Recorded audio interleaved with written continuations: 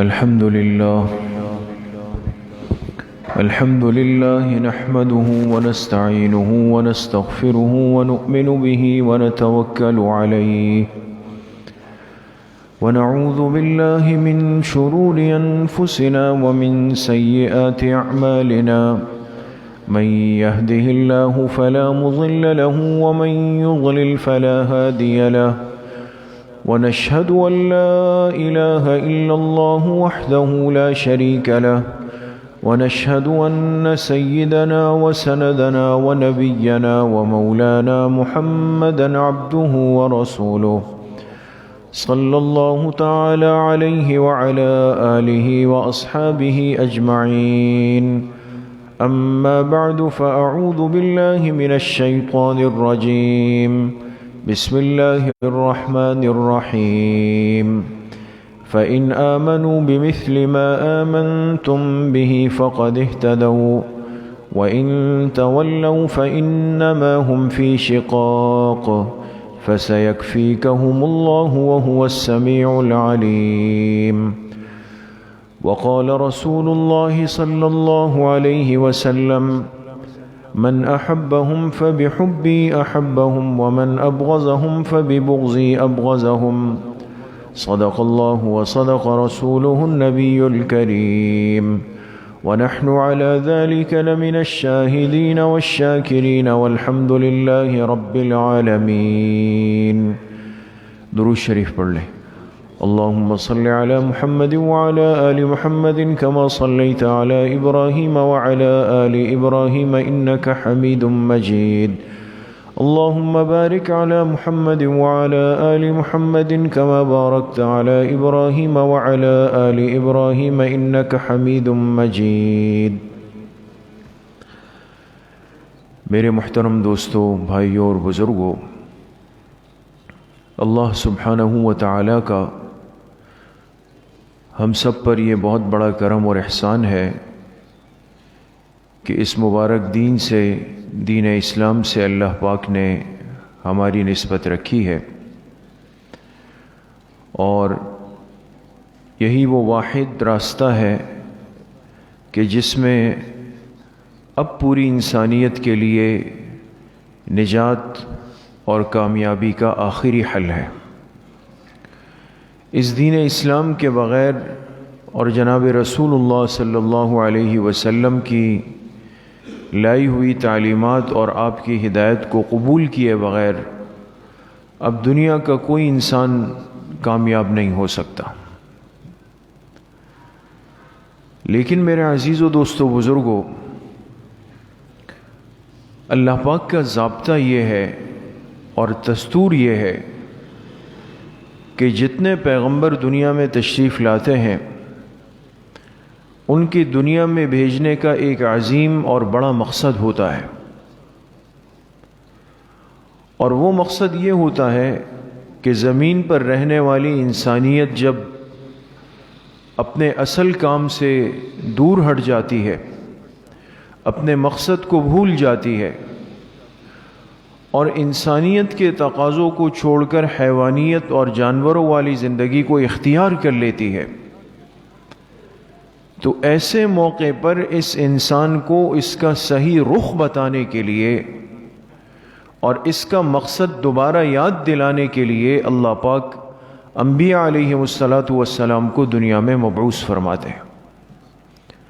اس لیے دنیا میں جتنے پیغمبر، صاحب شریعت پیغمبر آئے، علماء نے لکھا ہے کہ ان کی بعثت کا مقصد یہ تھا. حضرت عیسیٰ علیہ السلام کے آسمانوں پر اٹھائے جانے کے بعد آپ علیہ السلام کے درمیان کا جو عرصہ ہے تقریباً 600 سال کا، یہ زمانہ فترت کہلاتا ہے. یعنی وہ عرصہ ہے کہ اس بیچ میں اللہ کی طرف سے کوئی پیغمبر مبعوث ہو کر نہیں آیا. یہ فترت کا عرصہ ہے، انقطاع کا. اس لیے ہم اپنی زبان میں آپ حضرات سنتے بھی ہیں، پڑھتے بھی ہیں کہ اس کو کتابوں میں کیا لکھا کہ یہ زمانے جاہلیت ہے. جاہلیت کا زمانہ ہے، اور اس زمانے میں ہر وہ برائی پیدا ہوئی ہے جو ایک انسان دنیا میں کر سکتا تھا، الف سے لے کر یا تک، اعتقادی بیماری سے لے کر معاشی، معاشرتی، سیاسی، سماجی، اخلاقی، ہر خرابی کا ایک مرکز انسان بن چکا تھا۔ صرف اتنی بات سے آپ اندازہ لگائیں میرے دوستوں بزرگوں کہ جو اللہ کی توحید کا مرکز ہے، توحید کی بنیاد ہے خانہ کعبہ، اس میں 360 بت رکھے ہوئے، لٹکے ہوئے باہر، اور اس کے اندر علماء نے لکھا ہے کہ خانہ کعبہ کی تعمیر کے اندر جب یہ داخل ہوتے تھے تو اس میں 2 بڑے بت رکھے ہوئے، مرکز توحید میں بت لٹکے ہوئے، لوگ جا کر ان کی عبادت کرتے ہیں۔ اچھا، پھر جب یہاں سے نکل کے گھر جاتے تھے تو ہر گھر میں ہر شخص نے اپنے لیے مستقل ایک بت بنا کے معبود سمجھ کے رکھا ہوا ہے، گھر بھی بت خانہ ہے۔ جب کوئی سفر پہ جانے لگتا تو یہ سوچ کر کے پتہ نہیں راستے میں کہیں مجھے بت خانہ ملے نہ ملے، چلو اپنے ساتھ کوئی بت بنا کے جیب میں رکھ دیا کہ راستے میں اس کی عبادت کریں گے، نعوذ باللہ۔ تو کیا نکلا نتیجہ کہ ہر جگہ کے لیے ایک بت ہے ان کے پاس، مسجد حرام کے لیے الگ ہے، گھر کے لیے الگ ہے، سفر کے لیے الگ ہے، خوشی کے لیے الگ ہے، غمی کے لیے الگ، ہر چیز کے لیے بت رکھے ہوئے۔ انسان پتھر کی پرستش اور پوجا میں آ گیا ہے۔ باقی معاشرتی خرابی کیا تھی وہ تو آپ حضرات جانتے ہیں کہ کس قدر گر گئے تھے وہ لوگ، بدکاری، زناکاری، شراب خوری، لوٹ مار، یہ ان کے مزاج کا حصہ نہیں بنا صرف، بلکہ اس پر وہ لوگ فخر کرتے تھے۔ ایک ہوتا ہے ایک آدمی گناہ کر رہا ہے، زیادتی کر رہا ہے، اور ایک یہ ہوتا ہے کہ انسان اس زیادتی اور گناہ پہ فخر کرے کہ ہم ایسے لوگ ہیں۔ اتنا گر گئے، ایک عورت ایک وقت میں کئی لوگوں کے ساتھ نکاح میں رہ سکتی تھی۔ جس کو کمزور آدمی ملا اس کی چیز چھین لی، لوٹ مار ہر چیز۔ اور آج ایک عجیب بات، جمعے کی تیاری کرتے ہوئے حضرت حکیم الاسلام قاری محمد طیب صاحب رحمۃ اللہ علیہ نے لکھی ہے، حضرت فرماتے ہیں کہ اس زمانے جاہلیت میں ایک طریقہ یہ بھی تھا کہ اگر ان کے ہاں کسی بچے کی ولادت ہوتی، پیدائش ہوتی، تو ان کے ہاں یہ بات رائج تھی اور ضروری تھی کہ سب سے پہلے اس پیدا ہونے والے بچے کے حلق میں شراب کا قطرہ ٹپکاتے تھے، نعوذ باللہ من ذالک۔ یعنی اس گھٹی میں، اس سرشت کے اندر شراب چلی گئی جو ام الخبائث ہے۔ یہ ساری چیزیں، اور ان حالات میں، ایسی صورتحال میں، اس جاہلیت میں اللہ نے اپنے آخری پیغمبر، اولین و آخرین کے سردار جناب رسول اللہ صلی اللہ علیہ وسلم کو مبعوث فرمایا ہے۔ ان لوگوں پر محنت ہوئی ہے جو ظلم اور جہالت کی گہرائی میں گر گئے تھے، 100% گرے ہوئے لوگ ہیں، ہر اعتبار سے ناقص۔ لیکن کمال یہ ہے حضور علیہ الصلوۃ والسلام کی تربیت کا، آپ کی قربانیوں کا، آپ کی صحبت کا، آپ کے اخلاق کا، کمال یہ ہوا کہ کچھ عرصے کے بعد یہی قوم ہے، انہی کی اولادیں ہیں، یہی عرب ہے جو جاہلیت والے ہیں، لیکن حضور کی تربیت اور محنت سے اتنا بن گئے، اتنا آگے چلے گئے کہ قرآن کریم نے فرمایا فَإِنْ آمَنُوا بِمِثْلِ مَا آمَنْتُمْ بِهِ فَقَدْ اهْتَدَوْا، کہ تمہارا ایمان، یعنی امت کو مخاطب کیا، قیامت تک آنے والی امت کو، کہ تمہارا ایمان اسی وقت اللہ کے ہاں معتبر ہوگا جب وہ ایمان صحابہ کے ایمان کی طرح ہو۔ وہ معیار بن گئے۔ اب عجیب بات ہے، کل تک جو دنیا میں جہالت کے لیے مشہور تھے، جن کی جہالت کی مثال تھی، اب وہ ہدایت کا معیار بن گئے۔ خود نہ تھے جو راہ پر، اوروں کے ہادی بن گئے۔ کیا نظر تھی جس نے مردوں کو مسیحا کر دیا۔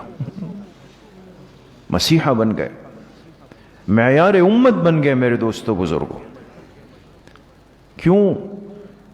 اس لیے کہ ان کو تربیت، ان کو صحبت، ان کو مجالست، ان کو ادب کائنات کی اس ہستی نے سکھایا کہ جن کے بارے میں حدیث پاک میں آتا ہے، آپ علیہ الصلاۃ والسلام نے خود فرمایا، ادبنی ربی فاحسن تأدیبی، میرے پاس جو آداب و اخلاق ہیں وہ مجھے میرے رب نے خود سکھائے ہیں، اللہ کے سکھائے ہوئے۔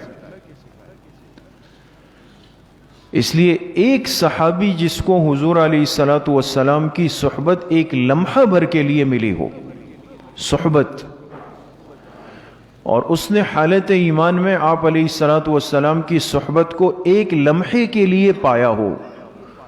عقائد کی کتابوں میں علماء نے لکھا ہے، یہ بات یاد رکھیں، ہم جو یہ تعریف بعض دفعہ کرتے ہیں نا کہ بھی جس نے حضور علیہ السلام کو حالت ایمان میں دیکھا ہو، ہے نا، صحیح ہے، لیکن تعریف جامع نہیں بنے گی دوستو۔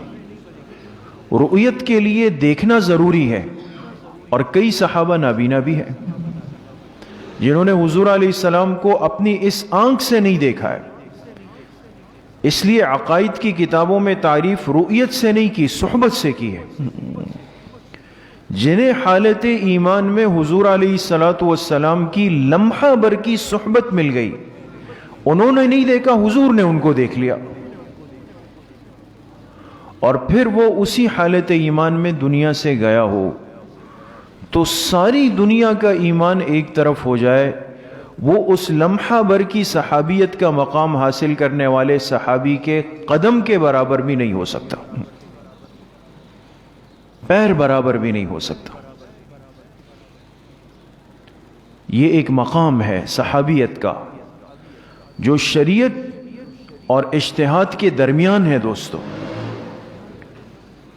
امت جتنی محنت کر لے، علم میں، عمل میں، اخلاق میں، تقوی میں، اخلاص میں، طہارت میں، ہر اعتبار سے جتنی محنت کر لے، ہم جتنے بڑوں کے تذکرے سنتے ہیں، تابعین کے، تبع تابعین کے، ائمہ اربعہ کے، امام اعظم ابو حنیفہ رحمۃ اللہ علیہ کے، ہمارے جو سلاسل کے حضرات ہیں، تصوف آپ حضرات سمجھتے ہیں، جو تصوف کے صوفیہ حضرات ہیں، اہل اللہ ہے، بزرگ ہے، انہوں نے ایک عجیب جملہ لکھا ہے، فرمایا یہ جتنے دنیا کے لوگوں کا ایمان ہے اور نیک اعمال ہے اور تقوی اور طہارت، اس سب کو جمع کر لیا جائے، سب کو جمع کر لیا جائے، یہ انتہائی درجہ اس کا اجتہاد کہلاتا ہے۔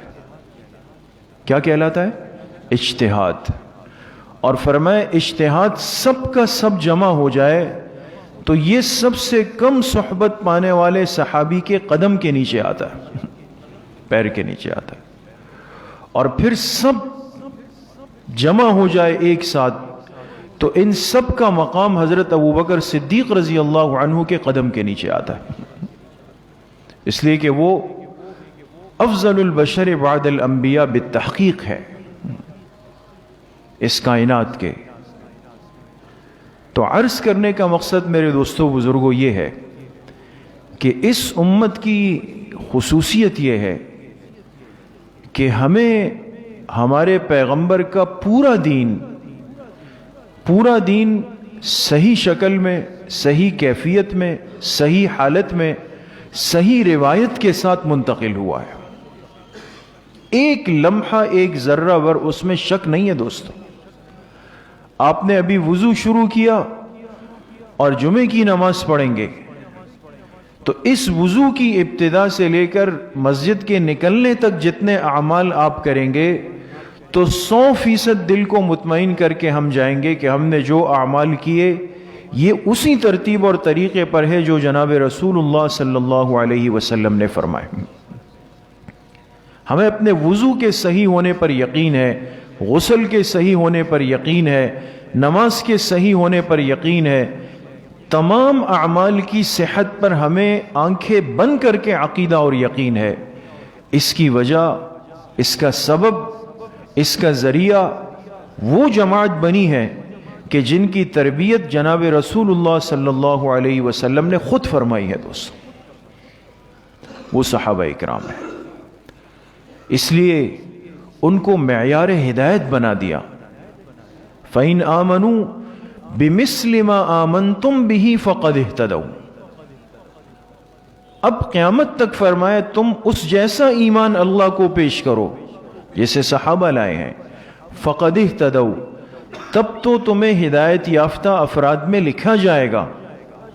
اور اگر ایسا نہیں، فرق ہے، تو پھر تمہارا ایمان اللہ کے ہاں قابل اعتبار نہیں۔ تو یہ وہ عظیم ہستیاں ہیں اور یہ وہ عظیم جماعت ہے کہ جن کی برکت سے آج دنیا کا ہر شعبہ، میں یہ عرض نہیں کرتا کہ دین کا، دنیا کا ہر شعبہ بھی اگر وہ یہ طریقہ جاننا چاہتا ہے کہ میں بازار میں، دکان میں، تجارت میں، ملازمت میں، محنت مزدوری میں، کسی بھی کام میں لگ کر زندگی گزار دوں لیکن قیامت کے دن اللہ کے سامنے جاؤں تو شرمندہ نہ ہوں، تو ہو سکتا ہے، بشرطے کہ اس نے زندگی کے اس شعبے کو صحابہ کے طریقے کے مطابق گزار دیا۔ اس لیے کہ سارا دین امت تک منتقل کیا۔ حضور علیہ السلام کی ذات اقدس، آپ تو چونکہ جوامع میں سے ہے، آپ کے اندر اللہ پاک نے وہ ساری صفات، سارے کمالات، ساری خیر جمع کی جس کی ضرورت امت کو قیامت تک ہے۔ ساری چیزیں جمع ہو گئی، لیکن امت تک کیسے جائے، اس کے لیے اللہ پاک نے صحابہ کو منتخب کیا۔ اس لیے حدیث پاک میں آتا ہے، آپ علیہ السلام نے فرمایا، ان اللہ اختاری واختار علی اصحابی، اللہ نے مجھے چنا، یعنی اپنے آخری نبی ہونے کے لیے مجھے خود چنا، اور پھر میرے لیے میرے صحابہ کو بھی اللہ نے خود چنا ہے۔ اللہ کے چنے ہوئے ہیں، اللہ کے مختار کیے ہوئے ہیں۔ تو اب کیا ہوا کہ حضور علیہ السلام کی جتنی صفات ہیں، جتنے کمالات ہیں، جتنی خوبیاں ہیں، دین اور دنیا کے جتنے تقاضے ہیں، ایک ایک صحابی کو اللہ پاک نے اس کا مظہر بنا دیا، مظہر بنا دیا۔ آپ کی عبادت ہے، آپ کی صداقت ہے، آپ کی عدالت ہے، آپ کی حیا ہے، آپ کی شجاعت ہے، آپ کی سیاست ہے، آپ کے اخلاق ہے، آپ کا علم ہے، آپ کا تفقہ ہے، جتنی چیزیں ہیں، آپ حیات الصحابہ کو پڑھیں، صحابہ کی زندگیوں کو پڑھیں، آپ کو سمجھ آئے گا دوستو کہ اللہ کا انتخاب ایسا ہے کہ پیغمبر کی زندگی کو صحابہ کی شکل میں محفوظ فرما دیا۔ ہر صحابی کی اپنی ایک شان ہے، اس لیے معیار بن گئے، اصحابی کا نجوم بن گئے۔ میرے صحابہ ستاروں کی طرح ہے، فَبِأَيِّهِمْ اقْتَدَيْتُمْ اهْتَدَيْتُمْ، فرمایا ان میں سے جن کی اقتداء کرو گے، اتباع کرو گے، تم ہدایت پالو گے۔ اس لیے میرے عزیزو، دوستو، بزرگو، امت کے لیے الف سے لے کر یا تک کے تمام صحابہ، الف سے یا تک کے تمام صحابہ ہمارے نزدیک وہ مقتدا ہے، وہ مقتدا ہے، وہ ہدایت کے منبع اور مرکز ہے۔ نعوذ باللہ اگر کسی کے دل میں، کسی کے دماغ میں، کسی کے لیے ہلکی سوچ آئی، یا آج کے کسی مسلمان نے کوشش کی کہ چلے جی ہم موازنہ کرتے ہیں، ہم طے کرتے ہیں کہ ان میں سے کون زیادہ ہے کون کم ہے، کون حق پر ہے اور کون حق پر نہیں ہے۔ تو علماء نے لکھا ہے کہ اس کے ایمان سے محروم ہونے میں لمحے نہیں لگیں گے، اتنا خطرناک ہے۔ اس لیے کہ ان کو ایسا اللہ پاک کی برکت سے ایسی روحانیت اور طاقت ملی ہے کہ اب پوری دنیا مل جائے اس کا مقابلہ نہیں کر سکتے۔ اس لیے فرمایا اگر تم احد پہاڑ کے برابر سونا دے دو اللہ کے راستے میں، احد پہاڑ 6 کلومیٹر لمبا پہاڑ ہے، جس کی لمبائی صرف لمبائی، چوڑائی تو الگ ہے، پھر 6 کلومیٹر تک لمبا ایک پہاڑ احد جو مدینہ طیبہ میں ہے، فرمائے تم احد پہاڑ کے برابر سونا اللہ کے راستے میں خرچ کر دو، اور میرا ایک صحابی ایک مد جوں جانتے ہیں نا، ایک مد علماء نے اس کی مقدار نکالی 12 چٹانگ جو ہوتا ہے نا، 12 چٹانگ، اس کے برابر اگر وہ اللہ کے راستے میں ایک مد جوں دے دے، تم احد پہاڑ کے برابر سونا دے دو، تو وہ صحابہ کے اس صدقے کی برابری نہیں کر سکتا ہے۔ اس کی وجہ کیا ہے؟ اس کی وجہ حضور علیہ الصلوۃ والسلام کی صحبت ہے، ان کو وہ مقام مل چکا ہے۔ اور پھر صحابہ اکرام رضوان اللہ علیہم اجمعین میں اللہ نے سب سے عالی، سب سے افضل اور سب سے اولا، اس لفظ کو یاد رکھیں دوستو، بحیثیت ایک مسلمان ہونے کے سب سے اولا مقام جو دیا گیا وہ حضرت ابو بکر صدیق رضی اللہ تعالی عنہ کا ہے۔ آپ کی جو اولیت ہے، یعنی آپ علیہ السلام کے بعد اور صحابہ اکرام میں سب سے پہلا مقام ہر اعتبار سے وہ جناب حضرت ابو بکر صدیق رضی اللہ تعالی عنہ کا ہے۔ یہ مسلمہ ہے، اس میں کوئی شک کوئی شبہ نہیں ہو سکتا دوست، اس لیے کہ آپ حیات تھے، آپ ابھی دنیا میں حیات تھے، لیکن عمر مبارک کے آخری حصے میں آپ پر جب بیماری کا غلبہ ہوا، آپ بیمار ہو گئے۔ بخاری شریف اور احادیث کی تمام کتابوں میں روایت موجود ہے، جب مرض نے شدت اختیار کی، عشاء کی نماز کا وقت تھا، حضرت عائشہ صدیقہ رضی اللہ عنہا فرماتی ہے افاقہ ہوا، آپ نے آنکھیں کھولی، فرمایا لوگوں نے نماز پڑھ لی ہے۔ ہم نے عرض کیا کہ کیسے پڑھ لیں، آپ کے انتظار میں۔ یہ سن کر آپ نے اٹھنے کی کوشش کی اور فرمایا میرے لیے ایک طست میں، ایک ٹب میں پانی لے آؤ تاکہ میں غسل کر لوں۔ ہم پانی لے آئی، آپ نے غسل فرمایا، اور غسل فرما کے جب آپ نے اٹھنے کی کوشش کی تو دوبارہ آپ پہ بے ہوشی طاری ہو۔ پھر ہوش میں آئے، پھر پوچھا، 4 دفعہ اس طرح ہوا ہے، 4 دفعہ آپ کو غسل فرمایا آپ کی ازواج نے، 4 دفعہ آپ نے اٹھنے کی کوشش کی لیکن غشی طاری ہو گئی، کمزوری طاری ہو گئی۔ اس کے بعد آپ نے فرمایا کہ لوگوں نے نماز پڑھ لی، ہم نے عرض کی کہ آپ کے انتظار میں ہے۔ فرمایا مرو ابا بکر فلیصلی بالناس، فرمایا جاؤ ابو بکر سے کہہ دو کہ لوگوں کو نماز پڑھا لے۔ حضور تو ابھی دنیا میں ہے نا، اسی دنیا میں ہے، حیات طیبہ کے ساتھ ہیں، لیکن فرمایا جاؤ ابو بکر سے کہہ دو نماز پڑھا لیں۔ پیغام آیا، حضرت عمر گئے رضی اللہ عنہ، آپ کے لیے حضور فرما رہے ہیں کہ آپ نماز پڑھا لیں۔ تو حدیث کے الفاظ ہیں وَكَانَ رَقِيقُ الْقَلْبِ، حضرت ابوبکر صدیق رضی اللہ عنہ چونکہ دل بہت نرم تھا، سمجھ گئے کہ میں حضور کے مصلی پر آگے بڑھوں گا، برداشت نہیں کر سکتا ہوں، تو فرمایا کہ اے عمر آپ پڑھا لیں، آپ پڑھا لیں۔ تو حضرت عمر رضی اللہ عنہ نے فرمایا لا ينبغي لقوم ان يكون فيهم ابا بکر وان يؤمهم غيره، فرمایا جس جماعت میں ابو بکر موجود ہو تو کسی دوسرے کو حق نہیں کہ وہ مصلی پہ آگے بڑھ کے نماز پڑھا سکے، آپ پڑھائیں گے، حضور کا حکم آپ کے لیے۔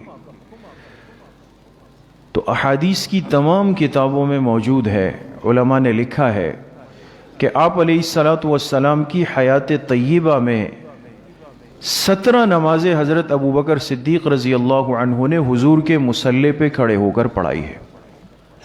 اپنی زندگی میں اپنا مصلی کس کے حوالے کر دیا؟ حضرت ابو بکر صدیق رضی اللہ عنہ کے. امت کو سمجھا دیا، امت کے ذہن میں یہ بات قیامت تک کے لیے ڈال دی کہ میں جس کو اپنی زندگی میں اپنا مصلی دے کے جا رہا ہوں، میرے بعد اس خلافت کا حقدار بھی یہی شخص ہوگا. اس لیے یہ بات صحیح روایت سے ثابت ہے کہ حضرت علی کرم اللہ وجہہ سے کسی نے پوچھا، لوگ ہوتے ہیں نا اس طرح کی باتیں کرنے والے، ان سے کسی نے پوچھا کہ اے علی، کیا بات ہے کہ آپ کے ہوتے ہوئے ابو بکر خلیفہ بن گئے؟ آپ کے ساتھ تو کئی قرابتیں تھیں، آپ چچزاد بھی تھے، اہل بیت بھی تھے، داماد بھی تھے، ساری زندگی حضور کے ساتھ بچپن سے رہے، آپ کیوں خلیفہ نہیں بنے؟ اول خلیفہ آپ کیوں نہیں بنے؟ آپ کو بننا چاہیے تھا. حضرت علی رضی اللہ عنہ کا جواب سنیں. فرمایا میں اس لیے نہیں بن سکتا تھا کہ ہم نے اپنی آنکھوں سے دیکھا کہ حضور علیہ الصلوۃ والسلام حیات تھے، دنیا میں تھے، اپنے حجرہ مبارکہ میں تھے، لیکن جب بیمار ہو گئے تو اپنا مصلی ابو بکر کے حوالے کر دیا کہ وہ نماز پڑھائیں. تو اللہ کے پیغمبر نے ہمارے دین کا امام ابو بکر کو بنا دیا، تو آپ کے جانے کے بعد ہم نے اپنے دنیا کا امام بھی ابو بکر کو بنا دیا. جو دین کی امامت کا حق رکھتا ہے تو یہ کیسے ہو سکتا ہے کہ دنیا کا امام کوئی اور بن جائے؟ ہم نے ان کو بنا دیا. اس لیے اولیت ابو بکر صدیق رضی اللہ عنہ، اس پر پوری امت مسلمہ کا اجماع ہے دوستو. اس میں شک شبے کی ذرہ برابر بھی گنجائش نہیں ہو سکتی ہے، ذرہ برابر بھی گنجائش نہیں ہو سکتی. آپ کو دیا گیا، آپ نے اس منصب کو سنبھالا، لیکن دل میں ایک درد لگ گیا تھا، چونکہ حضور علیہ السلام جب دنیا سے تشریف لے گئے تو یہ تو امت پر غم کا وہ پہاڑ ٹوٹا ہے. علماء نے لکھا کہ اب قیامت تک اتنا بڑا صدمہ نہیں آ سکتا امت پہ جو حضور کی جدائی کا امت کو ملا ہے. تو جب حضور دنیا سے پردہ فرما گئے، اس عالم دنیا سے عالم برزخ کی طرف چلے گئے، تو سب بے قابو ہے، کسی کے حواس قابو میں نہیں. آپ حضرات سنتے ہیں حضرت عمر، حضرت عثمان، حضرت علی کرم اللہ وجہہم، کوئی بے ہوش ہو رہا ہے، کوئی غصے میں بے قابو ہے، تلوار نکال کے کھڑا ہے، جس نے کہا کہ پیغمبر چلے گئے تو اس کی گردنیں بھی اتارتا ہوں. اس کیفیت میں امت آئی، سب رو رہے ہیں، غم کے مارے. ایک شخص ہے جس نے آ کے امت کو سنبھالا دیا، امت کو سہارا دیا، امت کو سہارا دیا، امت کو سنبھالا. آ کے مسجد نبوی کے ممبر پہ بیٹھے، خطبہ پڑھا، آیات پڑھی، وما محمد الا رسول قد خلت من قبلہ الرسل افئن مات او قتل انقلبتم علی اعقابکم الی آخری. یہ آیات پڑھی، پھر اس پر بات شروع کی کہ دیکھو محمد صلی اللہ علیہ وسلم تو اللہ کے رسول تھے، اگر وہ دنیا سے چلے جائیں یا شہید ہو جائیں تو کیا تم اپنے دین کو چھوڑ کر الٹے پیر واپس مڑ جاؤ گے؟ دین چھوڑ دو گے؟ پھر فرمایا سن لو کہ جو محمد صلی اللہ علیہ وسلم کی عبادت کرتا تھا تو آپ تو انتقال فرما کے اللہ کے پاس چلے گئے، اور جو اللہ کو اپنا معبود کہتا تھا فَإِنَّ اللَّهَ حَيٌّ لَا يَمُوتُ، تو وہ سن لے کہ اللہ کی ذات حی ہے، اس پر موت نہیں آ سکتی. صحابہ فرماتے ہیں یہ آیت ہمیں ایسا لگا کہ ابو بکر پہ ابھی نازل ہوئی. سنتے تو پہلے سے تھے لیکن سمجھایا اس انداز سے، امت کو سنبھالا کہ ایسا لگتا تھا کہ آیت ابھی ابھی اتری. تو امت کے سب سے بڑے محسن جنہوں نے امت کو ہر موقع پر سنبھالا دیا ہے، سہارا دیا ہے، امت کا ایمان بچایا ہے، سب سے پہلے جن کی تلوار ختم نبوت کی حفاظت کے لیے اٹھی ہے، ہر موقع پر اول، ہر مقام پہ اول، ہر فضیلت میں اول، ہر تعریف میں اول، ہر قربانی کے اندر اول، ہر میدان میں اول۔ اس لیے میرے عزیزو دوستو بزرگوں، وہ ہستی اس لائق ہے کہ جنہیں ہمارے دین کے لیے جناب رسول اللہ صلی اللہ علیہ وسلم نے خلافت میں بھی سب سے اول مقرر کیا۔ تو چونکہ یہ اسلامی مہینہ جمادی الثانیہ کا ہے اور اسی مہینے خلیفہ اول حضرت ابوبکر صدیق رضی اللہ عنہ کی دنیا سے رخصتی ہے، آپ کے ایام وفات اسی میں ہے، اس نسبت سے بہرحال ہمیں ان باتوں کو اپنے ذہن میں رکھنا چاہیے۔ یہ ہمارے اعتقادات ہیں، ہمارے ایمانیات ہیں۔ صحابہ کے ساتھ محبت رکھنا، ان سے تعلق رکھنا، ان کو اپنا مقتدی بنانا، یہ اس امت کی ذمہ داری ہے۔ اللہ کریم مجھے بھی آپ سب کو صحیح عمل کی توفیق نصیب فرمائے۔ الحمدللہ رب العالمین، والصلاة والسلام على سید الانبیاء والمرسلین سیدنا و مولانا محمد وآلہ واصحابہ اجمعین۔ یا اللہ یا ارحم الراحمین، ہمارے صغیرہ کبیرہ ظاہراً باطناً ہر طرح کے گناہوں کو معاف فرما دے۔ یا اللہ پوری امت کے گناہوں کو معاف فرما دے، اپنی رضا والی زندگی نصیب فرما دے، نفس اور شیطان کے وساوس سے حفاظت فرما دے، حضور علیہ الصلاۃ والسلام کی ایک سنت کی اتباع کی توفیق نصیب فرما دے۔ جتنے بیمار گھروں میں ہے، اسپتالوں میں ہے، اس مجلس میں ہے، اللہ سب کو شفائے کامل عاجل نصیب فرما دے۔ جتنے مرحومین مرحومات دنیا سے جا چکے ہیں، اللہ پاک سب کی مغفرت فرما دے، ہم سب کا خاتمہ بالایمان و بالخیر نصیب فرما دے۔ ہماری دعاؤں کو اپنے فضل و کرم سے، فضل و رحمت سے اپنی بارگاہ میں قبول اور منظور فرما دے۔ صلی اللہ وسلم علی نبینا محمد وآلہ وصحبہ اجمعین برحمتک۔